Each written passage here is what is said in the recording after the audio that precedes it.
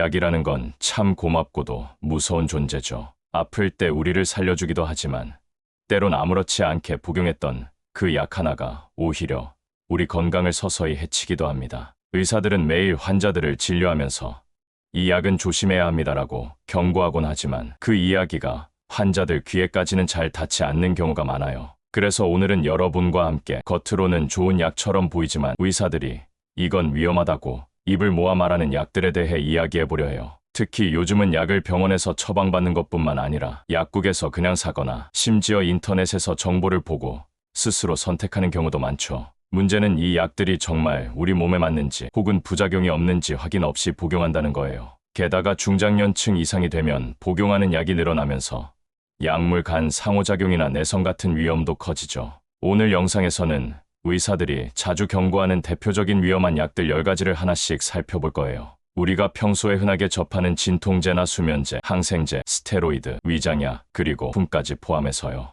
예시도 3가지씩 들어드릴 테니까 아마 듣다 보면 나도 저런 적 있었는데 싶은 순간이 분명 있을 거예요. 그런 순간을 그냥 넘기지 마시고 앞으로 어떻게 하면 좋을지도 함께 들어보세요. 그럼 이제 시작해볼까요? 첫째, 진통제를 습관처럼 먹다간 큰일 납니다. 머리 아프면 진통제, 허리 아프면 진통제, 생리통에도 진통제. 우리 일상에서 진통제는 참 익숙하죠. 하지만 이 익숙함이 큰 문제입니다. 의사들이 특히 경고하는 건 바로 습관성 복용이에요. 예를 들어 어떤 분은 머리가 살짝만 아파도 약부터 찾는데요. 이게 반복되다 보면 어느 순간부터는 약 없이는 견디질 못하게 돼요. 또 무릎 관절염이 있는 60대 여성분이 매일 아침마다 진통제를 먹고 하루를 시작하는 경우도 있어요. 심지어 어떤 분은 감기 기운이 오기만 해도 진통제를 먼저 복용하더라고요. 몸살이 올 것 같다는 느낌만으로도요. 문제는 이렇게 자주 진통제를 복용하면 위 점막이 손상돼서 위염이나 위궤양이 생길 수 있고 심한 경우에는 위출혈까지 올 수 있다는 거예요. 게다가 장기간 복용하면 신장 기능도 서서히 떨어질 수 있습니다. 특히 50대 이상 간이나 콩팥이 약해진 상태에서는 그 피해가 더 커질 수 있어요. 바람직한 방법으로는 약을 먹기 전에 정말 필요한 상황인지 한번 더 생각해보는 게 좋습니다. 일단 통증이 왔다면 찜질이나 스트레칭으로 먼저 관리해보고 그래도 통증이 계속된다면 그때 복용하는 게 좋아요. 그리고 진통제를 공복에 복용하지 말고 식후에 먹는 습관 꼭 지켜주세요. 가능하다면 진통제 종류도 2주나 3주 간격으로 바꿔 쓰는 게 위장이나 신장 부담을 줄일 수 있습니다. 둘째, 스테로이드는 만병통치약이 아니라 경고등입니다. 병원에서 염증 잡아야 하니까 스테로이드 처방할게요 하면 왠지 강력하고 효과 빠른 약 같아서 오히려 안심하게 되죠. 그런데 문제는 스테로이드는 단기간 사용에는 효과가 뛰어나지만 장기적으로는 부작용이 매우 심각하다는 겁니다. 예를 들면 어떤 70대 남성분은 허리 통증으로 스테로이드 주사를 몇 달에 한 번씩 맞아왔는데 나중에는 골다공증 진단을 받고 척추압박골절까지 겪었어요. 또 아토피 피부염으로 오랜 기간 스테로이드 연고를 사용한 분은 피부가 점점 얇아지면서 외부 자극에 너무 민감해지는 부작용을 경험했죠. 감기 증상 완화를 위해 스테로이드 성분이 들어간 약을 반복 복용하던 분은 면역력이 약해져서 작은 바이러스에도 감염이 잘 되는 몸이 돼버렸고요. 스테로이드는 특히 65세 이상, 골다공증이나 당뇨가 있는 분, 신장이나 간 기능이 약한 분들에게는 복용 전 반드시 의사 상담이 필요합니다. 그리고 스테로이드를 사용했다면 갑자기 끊지 말고 점차 용량을 줄여가며 끊는 방식이 안전해요. 바람직한 방법으로는 염증성 질환이 있을 때는 반드시 스테로이드 외의 대체 치료법도 같이 고려해야 해요. 물리치료나 식이요법, 생활습관 교정 등 병행 치료가 매우 중요하죠. 그리고 약을 먹는다면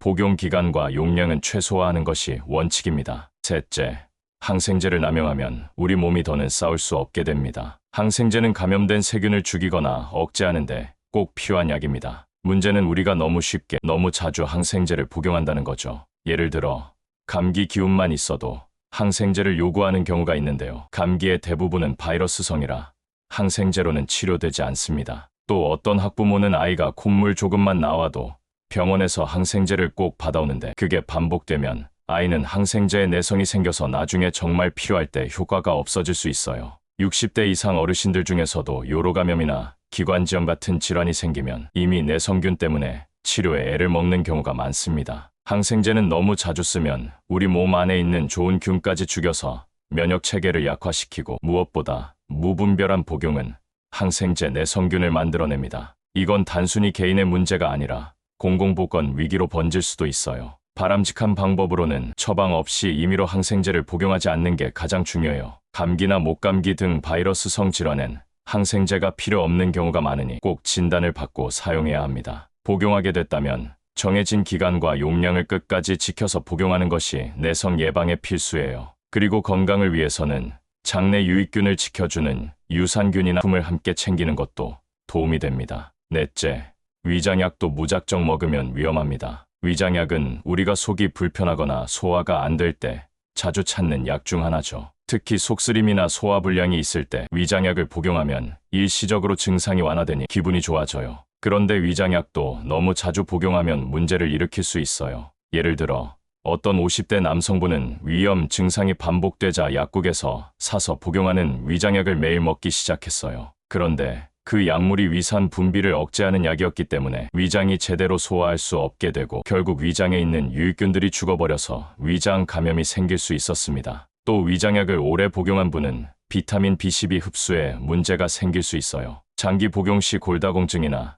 신경 문제로 이어질 수 있다는 연구도 있어요. 위장약은 증상을 완화시켜주는데 도움을 줄 수 있지만 그 원인을 파악하지 않고 계속 먹으면 문제가 커질 수 있어요. 속쓰림이 반복된다면 단순히 약을 먹는 것보다 음식이나 생활 습관을 점검하는 게 더 중요해요. 바람직한 방법으로는 위장약은 단기적으로만 사용하고, 증상이 자주 반복된다면 위염이나 위장 질환을 전문적으로 치료할 수 있는 방법을 찾아보는 게 좋습니다. 또한 식사를 규칙적으로 하고 기름진 음식이나 자극적인 음식을 피하는 것도 중요해요. 위산 과다로 인한 증상이 계속된다면 식사 후 약간의 찜질이나 온열 요법이 도움을 줄 수 있습니다. 다섯째, 혈압약을 제대로 먹지 않으면 치명적입니다. 고혈압은 말 그대로 침묵의 살인자라고 불릴 정도로 위험한 질병이죠. 그런데 많은 사람들이 고혈압 약을 복용하면서도 제대로 관리하지 않거나 중간에 약을 끊는 경우가 많아요. 예를 들어 어떤 60대 여성분은 혈압이 약간 높다는 진단을 받았지만 약을 복용하는 대신 운동을 조금씩 하기로 결심했어요. 그런데 체중 감량이 잘 안 되자 결국 혈압약을 중단한 채로 지냈고, 그 결과 혈압이 급격히 상승해서 뇌졸중까지 겪게 되었어요. 또 어떤 사람은 자주 잊어버려서 혈압약을 규칙적으로 먹지 않다가 고혈압이 장기적으로 심각해지면서 심장질환이 나타나기도 했습니다. 혈압약은 정말 중요한 약입니다. 그 약을 중단하거나 복용을 거르기만 해도 갑자기 혈압이 급증할 수 있어요. 고혈압은 아무 증상이 없어도 혈관에 부담을 주기 때문에 심혈관계 질환을 유발할 수 있습니다. 바람직한 방법으로는 혈압약은 매일 규칙적으로 복용해야 하고 의사의 지시에 맞춰서 조절해야 해요. 또 약물 복용 외에도 꾸준한 운동과 저염식을 유지하고 스트레스를 관리하는 것도 중요한 부분입니다. 만약 약을 복용하면서 부작용이 느껴진다면 무조건 약을 중단하지 말고 의사와 상담하는 게 안전합니다. 여섯째, 항우울제의 남용, 마음 건강을 해칩니다. 우리가 우울증이나 불안감을 느낄 때 항우울제를 처방받는 경우가 많죠. 항우울제는 우리의 뇌에서 중요한 역할을 하는 신경 전달 물질을 조절해주는 약물이기 때문에 잘 사용하면 도움이 됩니다. 그런데 이 약물을 남용하거나 의사의 처방 없이 장기 복용하는 것은 심각한 문제를 일으킬 수 있어요. 예를 들어 어느 40대 남성은 직장에서의 스트레스로 우울증을 앓게 되었고, 의사에게 처방받은 항우울제를 몇 년간 계속 복용했어요. 그런데 점차 약에 의존하게 되면서 일상에서의 감정 조절이 어려워졌고, 심지어 약물의 부작용으로 체중 증가, 성기능 장애, 수면 장애 등 여러 문제가 발생했어요. 또 일부 사람들은 스트레스나 불안감을 참지 못하고 스스로 항우울제를 복용하는데, 이는 약물의 내성을 키워 더 강한 약물을 필요로 할 수 있어요. 항우울제는 정신적 또는 신경학적 문제를 치료하는 데 유용한 약물이지만 반드시 정확한 진단과 정해진 기간 내 복용이 중요합니다. 복용을 중단할 때도 갑자기 끊지 않고 점차 용량을 줄여야 부작용을 예방할 수 있어요. 바람직한 방법으로는 항우울제를 복용하면서도 심리 상담이나 인지행동 치료 등을 병행하는 것이 더욱 효과적입니다. 그리고 약물 외에도 규칙적인 운동, 충분한 수면, 사회적 관계에서 오는 지지와 유대감을 통해 정신건강을 지키는 방법을 함께 찾아보는 것이 중요해요. 일곱째, 항생제를 남용하면 우리 몸이 더는 싸울 수 없게 됩니다. 항생제는 감염을 일으키는 세균을 죽이는 중요한 약이지만 무분별하게 사용하면 우리 몸에 큰 위협이 될 수 있습니다. 항생제를 너무 자주 사용하면 그 약이 세균에게 내성을 갖게 만들기 때문이죠. 예를 들어 감기나 인플루엔자는 대부분 바이러스성 질환이라 항생제로 치료되지 않지만 많은 사람들이 감기 초기부터 항생제를 요구하기도 해요. 또 어떤 경우에는 그저 인후염이었는데 항생제를 몇 차례 복용하다 보니 세균에 대한 내성이 생겨서 나중에 실제로 세균 감염에 대해 항생제가 효과를 보지 않게 됩니다. 특히 어린이에게 과도한 항생제 복용은 장내 미생물 균형을 깨뜨려 면역력 저하로 이어질 수 있습니다. 항생제 남용은 단지 개인적인 문제가 아니라 전 세계적인 공공보건 문제로 연결될 수 있어요. 항생제 내성균은 치료가 어려워지고 그로 인해 우리가 더 이상 세균 감염을 제대로 치유할 수 없게 될 수 있습니다. 바람직한 방법은 의사의 처방 없이 항생제를 복용하지 않는 것이 가장 중요합니다. 감기나 가벼운 목감기 같은 질환에서는 항생제가 효과가 없어요. 또한 항생제를 복용했다면 정확한 복용 기간과 용량을 지켜야 하고 중간에 임의로 끊거나 조절하면 안 됩니다. 그리고 유산균을 복용하거나 품을 자주 섭취하는 것도 장내 미생물 균형을 유지하는 데 도움이 됩니다. 여덟째, 심장약도 제대로 먹지 않으면 큰일 납니다. 심장병이 있는 사람들에게는 반드시 복용해야 하는 약들이 있습니다. 고혈압약, 혈당 조절약, 심장 기능을 돕는 약 등은 심장 질환 예방에 중요한 역할을 하죠. 그러나 이 약들을 중단하거나 건너뛰는 경우가 많은데 이렇게 되면 심장에 큰 부담을 줄 수 있어요. 예를 들어 신부전이 있는 70대 남성분은 혈압약을 꾸준히 복용하고 있었지만 갑자기 복용을 멈췄어요. 그 결과 신부전 증상이 악화되어 병원에 입원하게 되었습니다. 또 고혈압약을 복용하던 50대 여성은 부작용 때문에 약을 중단했는데 그 후 뇌졸중을 겪고 큰 수술을 받게 되었죠. 심장약을 먹지 않으면 심장에 무리가 가서 혈액순환이 제대로 되지 않거나 심장마비, 뇌졸중 같은 급성 질환을 유발할 수 있습니다. 바람직한 방법은 심장약은 중단하지 말고 규칙적으로 복용해야 해요. 약물에 부작용이 있다면 의사와 상담하여 적절한 대체 약물로 조절하는 것이 중요합니다. 또한 심장병을 예방하려면 꾸준한 운동과 저염식을 통해 혈압과 혈당을 관리하고 스트레스를 줄이는 것도 꼭 병행해야 합니다. 아홉째, 위염약도 위험할 수 있습니다. 위염약은 위장의 산도를 낮춰서 소화 불량이나 속쓰림을 완화시켜주는 약입니다. 그러나 이 약을 자주 복용하면 위산이 충분히 분비되지 않아서 소화 능력이 떨어지게 되고 또 장기 복용 시에는 비타민 B12와 같은 필수 영양소의 흡수가 줄어들 수 있어요. 예를 들어 어떤 50대 여성분은 속이 쓰리고 더부룩해지면 매일 위염약을 먹었어요. 그런데 이 약물을 장기적으로 복용하면서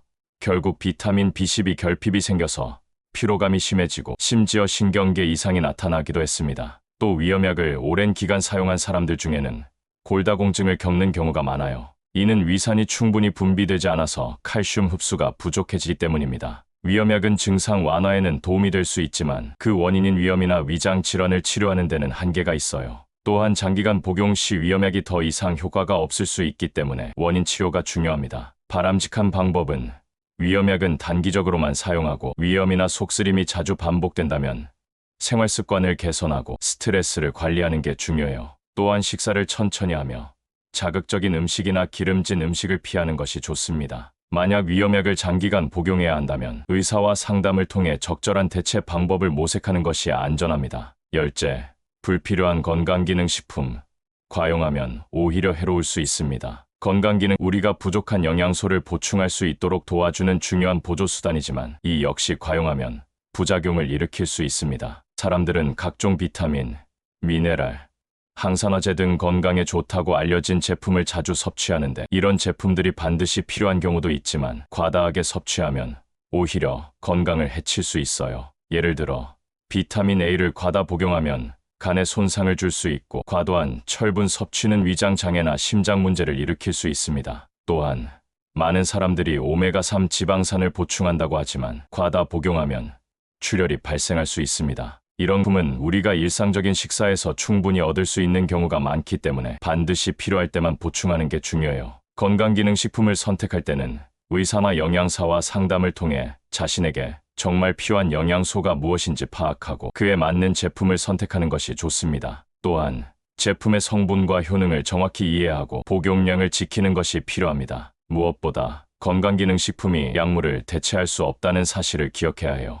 올바른 식습관과 균형 잡힌 영양 섭취가 기본이 되어야 합니다. 오늘 우리는 위험한 약물 사용에 대해 여러 가지 중요한 이야기를 나눴습니다. 진통제, 항생제, 위염약, 혈압약, 항우울제 등 우리가 자주 복용하는 약들이 잘못 사용되면 얼마나 위험할 수 있는지, 그로 인해 발생할 수 있는 여러 가지 부작용과 질병을 살펴봤어요. 그만큼 약물은 꼭 필요한 상황에서만 사용하고 항상 의사와 상담을 통해 조절하는 것이 중요합니다. 이번 영상을 통해 약물의 올바른 사용법과 그 위험성을 다시 한번 되새기시길 바랍니다. 약물 복용을 할 때는 건강을 지키는 것이 우선이므로 항상 신중해야 해요. 건강은 우리가 가장 중요하게 지켜야 할 자산이니까요. 영상이 유익하셨다면 구독, 좋아요, 알림 설정 꼭 부탁드릴게요. 오늘 영상도 함께 해주셔서 감사합니다. 참고로 노우지의 채널에 멤버십 기능이 생겼어요. 관심 있으신 분들은 가입 버튼을 눌러보시면 자세한 내용을 확인하실 수 있습니다. 앞으로도 좋은 이야기로 찾아뵐게요. 건강하고 평온한 하루 되세요.